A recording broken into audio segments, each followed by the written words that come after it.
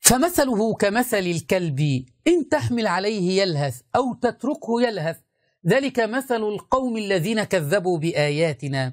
لما خرج حسن اللياري مكذبا بآيات الله تبارك وتعالى تمنى أن يكون كلبا حقيرا في الدنيا، خرج طالبا من عوام الشيعة أن يكونوا كلابا للحسين، ويقول أن تجلس، ويقول أنه فعل ذلك، أنه جلس على باب الحسين ووضع يده على الأرض وركبتيه على الأرض وقال أنا كلب بابك يا إمام، وأخذ يتذلل للإمام ويقول له أنا كلب بابك، أي كلب عند الإمام، وعندي مشاكل كثيرة أتمنى تقضي لي هذه الأمور وأنا كلب عندك.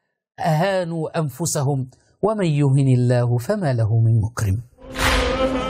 إن من ذلل نفسه وصغر نفسه وحقر نفسه أمام الأئمة الهدى عليهم الصلاة والسلام، واعتبر نفسه عبدا من عبيده، عبدا من خادما من خدامهم، وكلما ازداد، انظروا إلى كلامي هذا وتجربوها. توسلت بسيد الشهداء عليه السلام وقلت يا سيد الشهداء أنا ذليل في بابك، وقلت أنا كلب بابك، قلت بهذه الكلمات، ووضعت يدي على الأرض وركبتي على الأرض، وقلت يا سيد الشهداء أنا كلب بابك، وأنا أتوسل بك ومشاكل عندي كثيرة يا سيد الشهداء.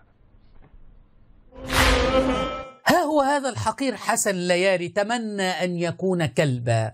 نعم، هذا الذي يسب أصحاب النبي صلى الله عليه وسلم وأزواج النبي صلى الله عليه وسلم حينما دعا غير الله تبارك وتعالى وكذب بآيات الله تبارك وتعالى أراد أن يكون كلبا حقيرا، عمائم مزيفة.